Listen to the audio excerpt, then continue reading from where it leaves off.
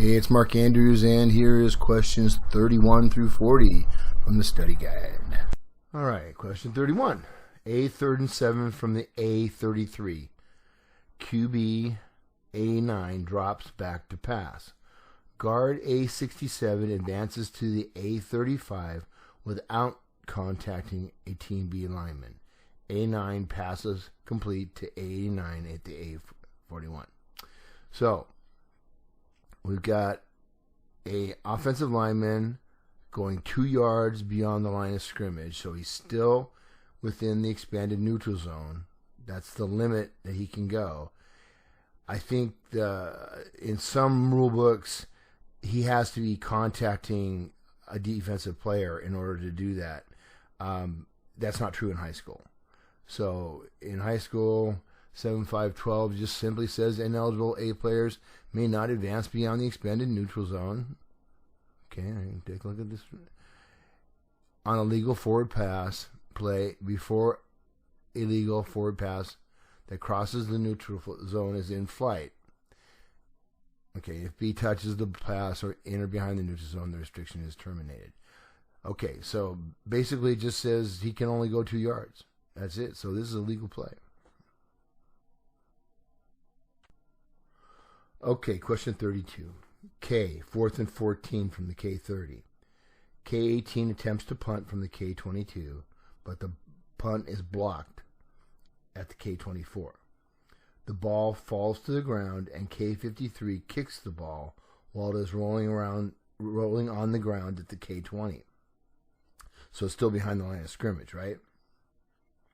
The ball travels to the 50-yard line, where R33 recovers it and is tackled immediately. If R accepts a penalty, and we've got all kinds of rules references here, so let's go over the rule reference first. 224-8 just defines a punt, and it basically says you drop the ball and kick it before it touches the ground. So K53's kick is not a punt. Now, he could have picked it up and kicked it. That would be perfectly legal. Okay, because it's behind the line of scrimmage, he can throw it, he can run with it, he can kick it again. All right. 621 is where am I? Oh, here it is up here. Okay. Can a punt, drop kick, or place kick from in or behind the neutral zone before team possession is changed? It's not necessary to be in a scrimmage kick formation. Remember that. You don't have to be in a scrimmage kick formation to punt. Okay. And it says, of course, K can't punt past the neutral zone. And then R may not punt, drop kick, or place kick. So what they're saying there is, if the receiving team catches the ball and then kicks it back the other way, that's a foul. Okay, that'd be illegal kicking. So we have 971, which we go down here. Sorry, there's a lot here. There's a lot of. Come on, 971. No player shall intentionally kick the ball other than a free or scrimmage kick. And this kicking, excuse me, doesn't fall into that category. So this is the illegal kick. The rule against illegal kicking. I'm getting punchy, guys. I'm getting punchy. And then 1042 exception. This is where oops, 1042, dumbass. Okay, wait a minute. Maybe this had better be my last question for the day. Okay, so 1042 says the basic spot is the previous spot for a foul which occurs during a loose ball play, which is what we have, right? So, our enforcement spot is either... Oh, and then we have an exception. The basic spot may, at the option of the offended team, be the succeeding spot for fouls by We can't see it. Fouled by K during a free or scrimmage kick down, other than kick catching interference, prior to the end of the kick, when K will not be the next to put the ball in play. We've talked about this one already. So this is a safety rule, and basically we're trying to limit the number of kicks. So if R wants to take the penalty and tack it on from the enforcement spot, then they can do that. So if they accept the penalty, they have two choices. It's either K's ball, 4th and 34 from the K10, because the enforcement spot is the K20, not the K30. This is an all but one enforcement that says any foul by A or by K that is behind the basic spot is enforced from the spot of the foul. So the spot of the foul was K20, so we got a 10-yard penalty. We're going to take it to the K10.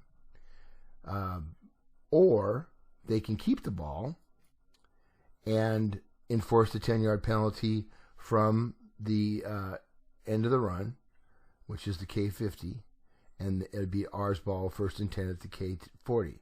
So the answer is E, A, or D. Okay, question 33. Team A fouls. The B captain is the only player permitted to make a decision regarding whether to decline the penalty. And there's a whole bunch of rules references. This was a rule change in 2020. And it used to be that the captain was responsible for making the decision. Generally, he would, relay it through from the coach. But they changed the rule to 2020 where the head coach could designate a representative, it could be a player or a coach, who would make the decisions regarding penalty acceptance or declination. So all these rule references just use the term designated representative rather than captain. So the answer is false. All right, question 34. Legal blocking below the waist requires the block to begin immediately after the snap. And we've got two rules references here. I'm not sure why 217.4 is here, because it talks about the disintegration of the free blocking zone, and then blocking in the back is no longer legal. But 217.2c says blocking below the waist is permitted in the free blocking zone when the following conditions are met. And all of these have to be met. Okay, and C says the block is immediate initial action following the snap. So that is true. Question 35. K 4th and 12 from the K20. With 8 seconds left in the first quarter and the clock running, Team K is facing a strong wind, and K58 commits a false start foul. The referee deems that Team K tried to consume time by fouling so the period would end before Team K had to kick into the wind. After administering the penalty, the game clock starts on the ready or the snap. Now, this is kind of common sense, but it is covered in the rules. If he started on the ready, then the clock would run out anyway, right? So it makes sense that it would be the snap. But 346 is a reference. It says when a team attempts to conserve or consume time illegally, the referee shall order the game clock started or stopped. And then down here in the comment section, they actually bring up this exact scenario. Let's see, where is it? I think it's right here. Yeah. Right there. So you can see the game clock will start on the snap. It's the exact same thing. So the answer is snap. Okay, question number 36. Legal blocking in the back requires the block to begin immediately after the snap. Now, if you go to 217.3, it defines blocking in the back when it's permitted. So it's permitted in the free blocking zone when the following conditions are met: by offensive linemen who are on the line of scrimmage and in the zone at the snap, against defensive players who are in the zone at the snap, and the contact is in the zone. So in other words, the free blocking zone has not disintegrated. The blocking in the back can only be accomplished or be done legally by the offense, and it has to be obviously against the defense, and all the people involved have to be in the zone at the snap. So there is no requirement for it to be immediate. That's the requirement for blocking below the waist. So the answer here is false. Okay, question 37. Now pay attention, guys. This is a question that deals with post-scrimmage kick fouls. Something we do not get a lot of, but if we do get them, we can screw it up big time. So, K 4th and 6 at the R40. K 82 makes a legal scrimmage kick, which is caught by R19 at the R6 and run back to the R36.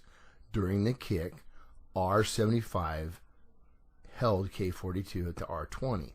Now, you notice it specifies during the kick.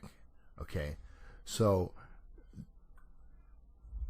our rule 216-2H says this is different types of fouls. 216 deals with different types of fouls, and this is a post-scrimmage kick definition of a post-scrimmage kick foul.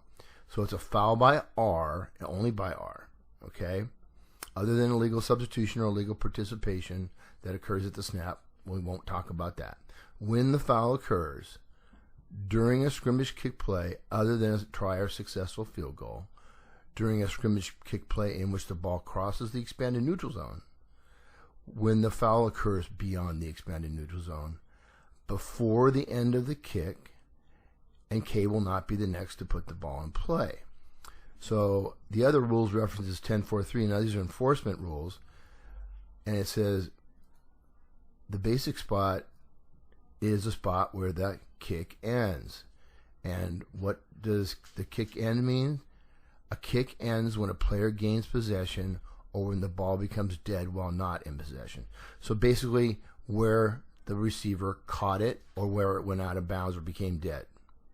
Okay? So we've got a foul by R that meet all of the criteria for a post-scrimmage kick foul. The end of the kick is the R6. Oops. R6. So K accepts the penalty. We're going to go half the distance to the goal line. It will be 1st and 10, R at the R3. Question number 38. A, try. So the extra point. From the B3, Team A is in a swing gate formation. And for those of you who don't know what that is, we have a center, a snapper I should call him, a snapper, and then all the other players that aren't backs are lined up to one side or the other. Okay? Of the 7 players on the line of scrimmage, so there's 7, we've got 7 on the line of scrimmage, including the snapper. 4 are numbered 50 through 79. Team A then shifts into a scrimmage kick formation and the ball is snapped. I don't know why they would do that, but this is probably just to test your rules knowledge. Okay, so a scrimmage kick formation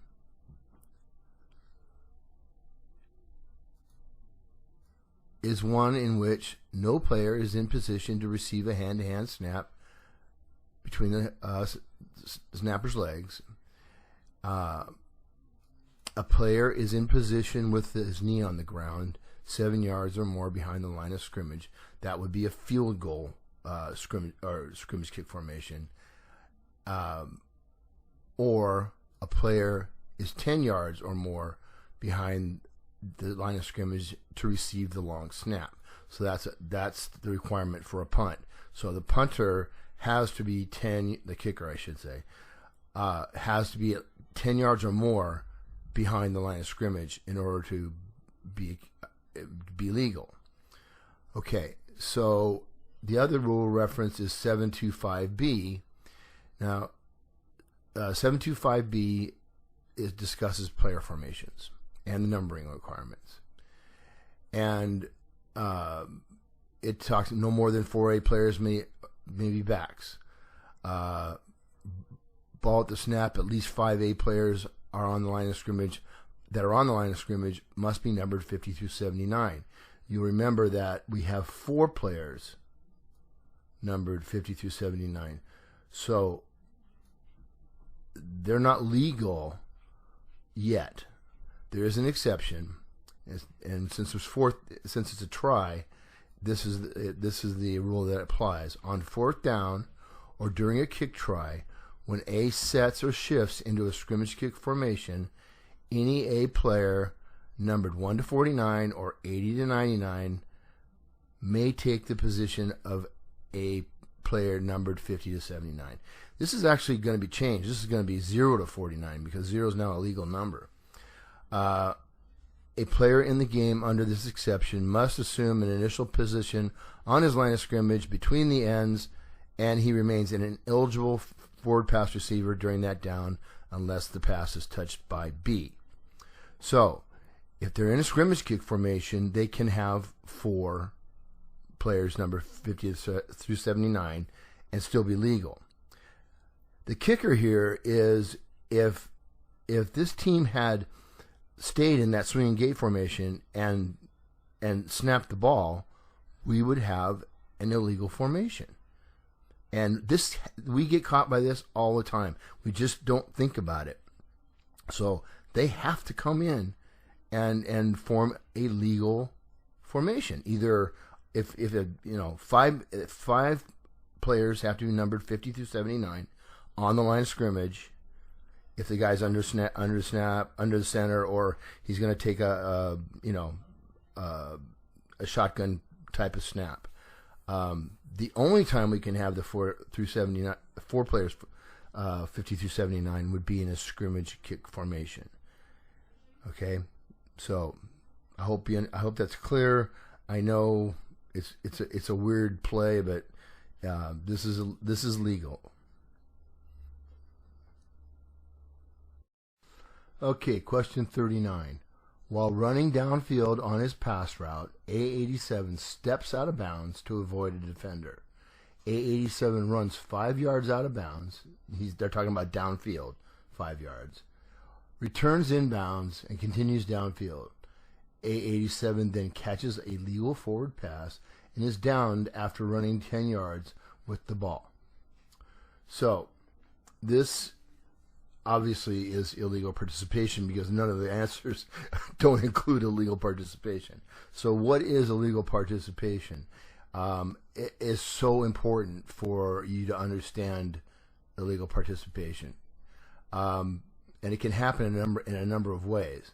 So the first is if there are more than 11 players in the formation at the snap. Now, that should never happen, because we are counting our players, and we are going to give them a chance to get off the field, a reasonable amount of time. It's supposed to be 3 seconds. If it's 5, no big deal. But if they look like they're going to come up there and line up with 12 on the field, you're going to throw it. You're going to kill the play, throw a flag, and we're going to get them with an illegal substitution penalty, which only has a 5-yard penalty. Illegal participation is 15 yards. It's a big one, okay? So if there are more than 11 players in the formation, yeah, it's a 15-yard penalty if the play goes off. It says at the snap. But, that is on us. Don't let it happen. We count defense. We count offense. We should know that there's 12 players on the field.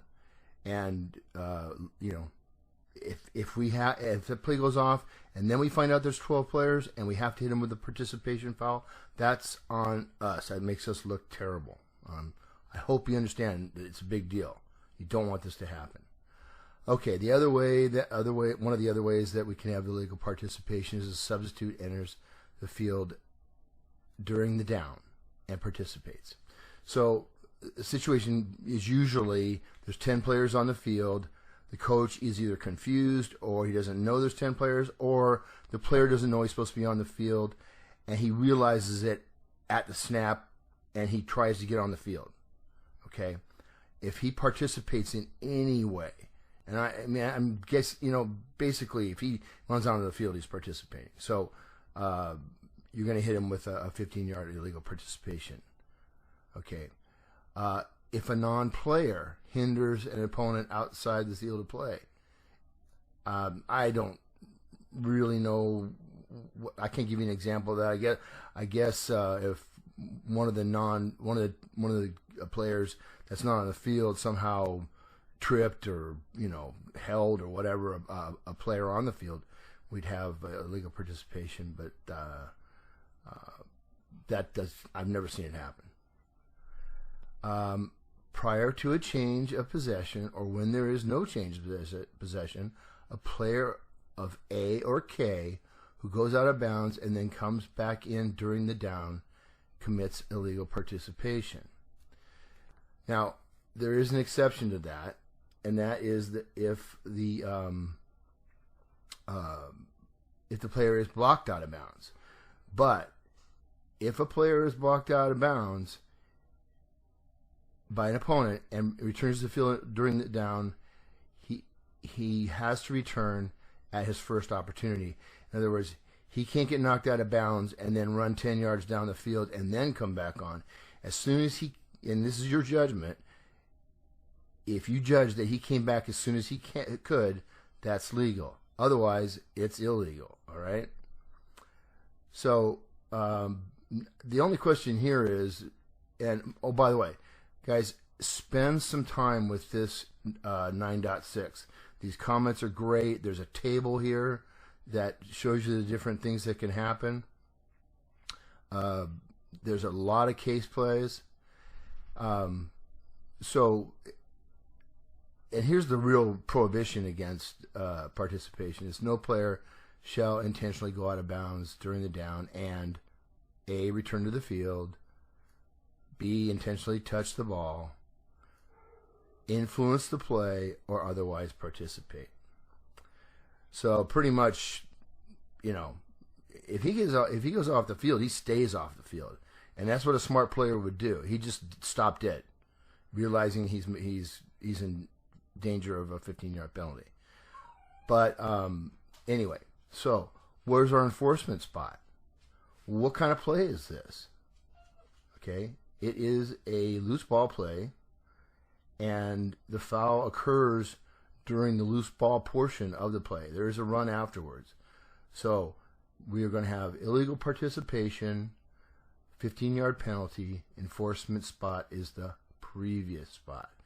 A lot of officials make the mistake of enforcing it from a spot where A87 either went out of bounds or returned inbounds. Don't do that. Okay, let's move on. All right, question number 40. A, 4th and goal at the B11. A33 is in the air in the end zone when he possesses a legal forward pass.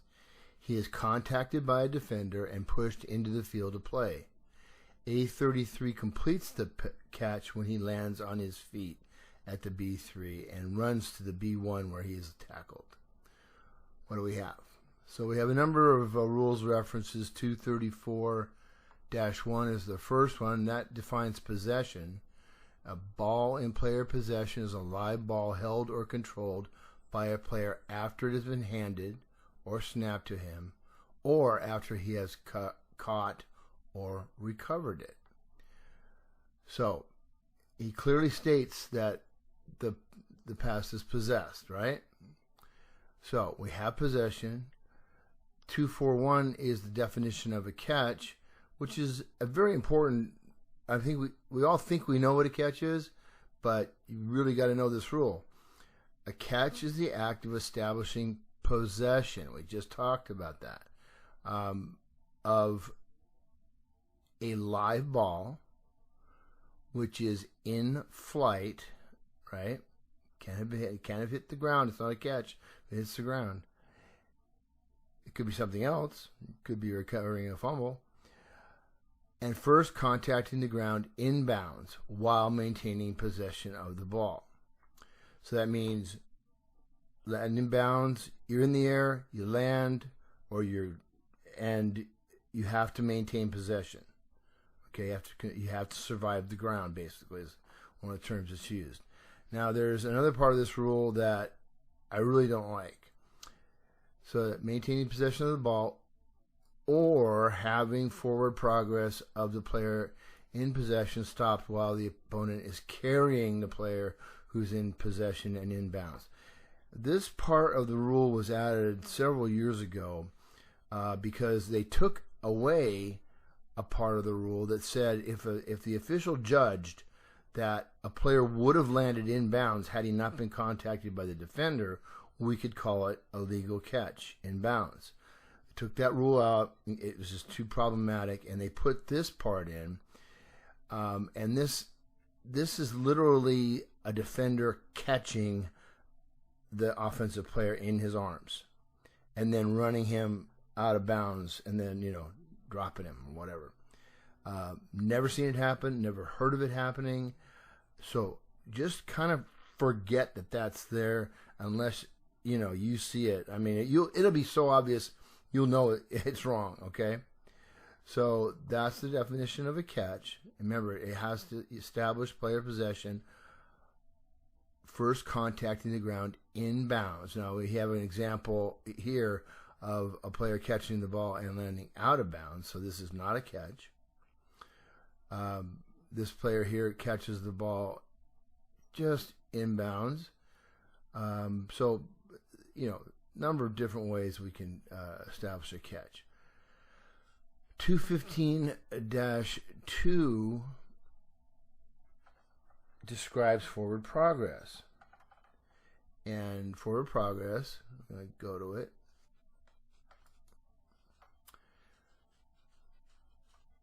Okay, forward progress. And Article 2 applies to this. When an airborne player makes a catch, forward progress is the furthest point of advancement after he possesses the ball if contacted by a defender. That's exactly what we have here.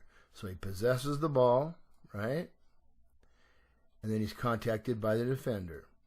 So, just like with a runner, we're going to give a receiver all the forward progress that they're entitled to. Doesn't matter how much he gets driven back while he's in the air. Okay, so his forward progress was inside, past the goal line. So this is a touchdown. Okay,